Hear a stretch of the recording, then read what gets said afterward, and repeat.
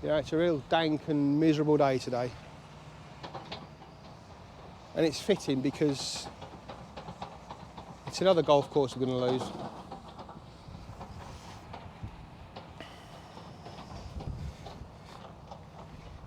Now, I watched Golf Vlogs UK, and if you've not subscribed to that channel, go and head over and see Liam over there. I mean, he's got 50,000 subscribers, so the chance of us referring viewers to him is quite small, bearing in mind we've probably got about, 6 at the moment.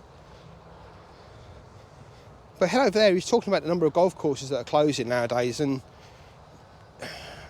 he's right. You know, we just got to stop this somehow, but I don't know how we do it.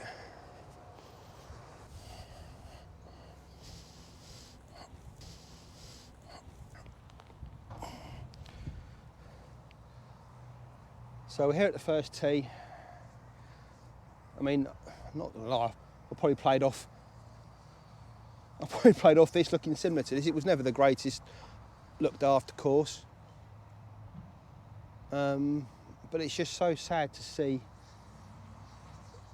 it like this, because, well, I'll go into the reasons why I think we need to stop this, because it simply can't go on. We can't keep losing golf courses like this. I mean, this one's in Milton Keynes, and the population of Milton Keynes is expanding rapidly, and it's a demographic of young professionals, people with families, the kind of people that really golf is trying to appeal to. And this is being sold for development, which I understand. We need more houses. Well, that's another political argument, but I understand the need for more housing. But they also need leisure activities, and I've never quite understood why people say, oh, golf courses, who needs golf courses? They're just a blight on... No, they're not a blight at all. Look around you, they're so picturesque. Some lovely walks, and, you know, it's not surprising there's lots of dog walkers on here at the moment, even though it is all boarded up and closed off, because it's just a nice place to walk. Anyway, should we move on? Do you know, I spent many a time in this bunker on the first hole. Just about my driving distance, just on the dog leg. And it's just sad now to see, you know, rakes and just left to rot. It's just bad and sad.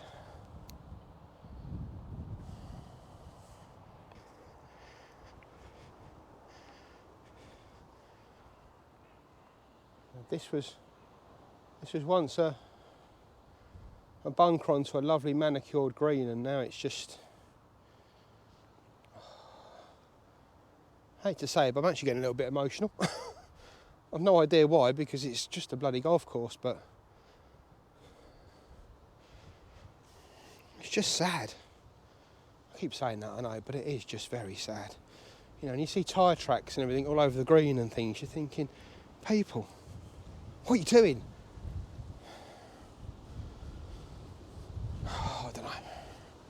Oh, I don't know.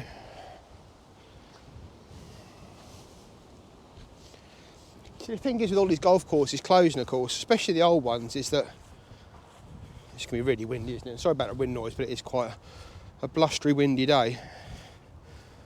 The thing about the old golf courses shutting is there's so many preservation orders now and planning applications that you have to put through that trying to get a new golf course off the ground these days is like fairly much impossible, especially if you want to do it on ground that's, you know, has got some character to it. It's picturesque, because most of those sort of areas now, you're not going to be able to build anything. There's not going to be any planning, whereas back in the, you know, the early 1900s, you didn't have those sort of issues. You can chuck a golf course down wherever you really wanted to. And if you did want to build a course these days, you know, it's going to have to be on virtually bare land, and then you've got the problem with it not being very interesting, and then it's doomed to failure, because who wants to play on a shit boring course? No one.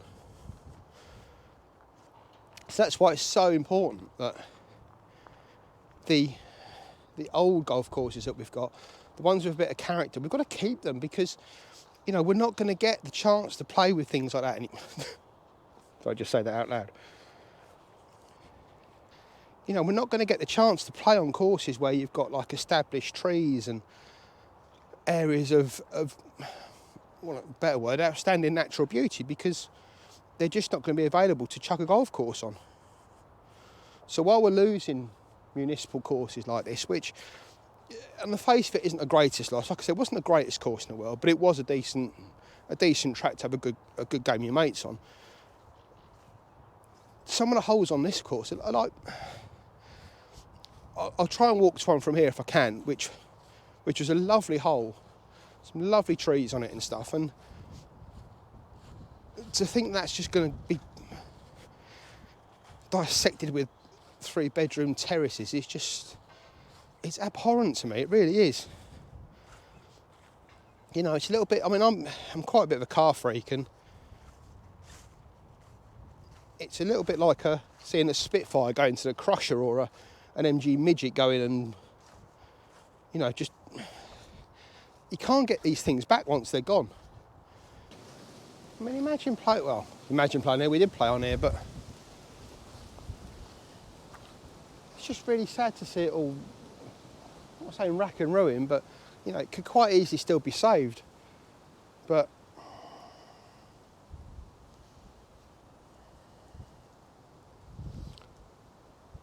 I just hate the thought of all diggers coming along and just cracking it all up. It's just wrong.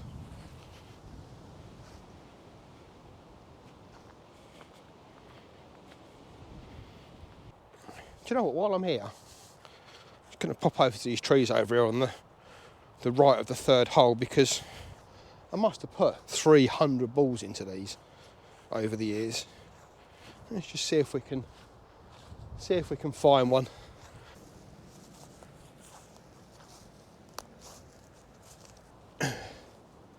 Yeah, well, no irony, I didn't find any, obviously. Couldn't find any 2 years ago, can't find any now. Story of my life. Let's try and walk back now before we get lynched for being on private property.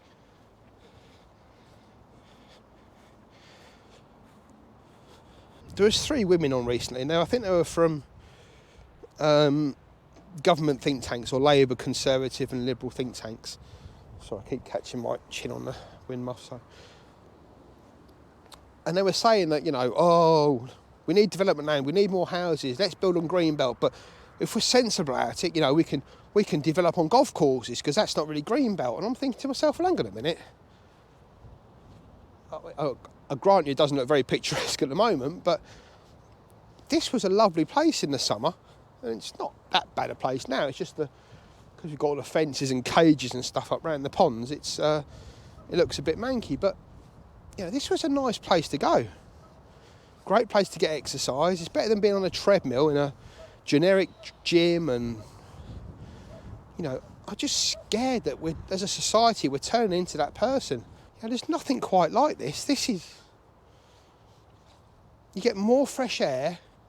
It's a good, I say a 4-mile walk. For me it was about an 8-mile walk. But to have fresh air, fairly peaceful and quiet, and shout to 4, and do we really want to turn into a society where we're going to air-conditioned gyms and just sitting on rowing machines and banging away at steppers, and you know, and doing it while we've got a screen in front of us, pretending we're in the Alps, when we've got all this around us? Is that the society we've become? Is that the society we want to be? Sorry for getting a bit philosophical, but you know, I do worry that future generations, and you know, you think when you say that you've been, oh, future generations, you know, but some of the courses we're seeing shut down, like 1906 and 1895 and places like that. You know, this is at a time when 120 years ago, so we're talking like 2150 for the future, and that may seem miles and miles away. You know, we could all become that stereotypical thing we see, where you know, you just a couch potato getting all your fitness through stimulation machines. That's just bullshit. It is literally just bullshit. We need to get out. We need to get the fresh air. You need to be knackered from holding a GoPro up for 2 hours. It's been about 20 minutes and I'm fucked. So let us know in the comments down below if there's any courses near you that's closed recently. And more to the point, any new ones that have opened. And let's just see if we can get a ratio between closures and openings. And if it is 5 to 1, 10 to 1, we can see the decline. And it'll be interesting to see if the courses that have closed are closing for development like this one, or closing for other reasons like funding, or just weren't successful. I know the one that Liam was talking about in that Golf Vlogs video was basically due to vandalism, which again is a huge problem. The amount of upkeep of the course when it's been vandalised. But anyway, like I said, let us know below. And let's just see if there's a trend. Not that we can do anything about it, Christ, we're just a YouTube channel, but it'd be interesting to know just exactly where our sport's going. Our sport, our pastime, our hobby, our passion. Is it really going to this? You know, is that the future of golf in this country? Anyway, thanks for watching. Remember, you don't have to subscribe, but we'd really appreciate it if you did. And yeah, give us a thumbs up if you liked it. Thumbs down. Thumbs down if you think this is good. If you think this is the future and that we should be putting houses on places like this, and gyms and hotels, thumb it down for that. See you later, guys.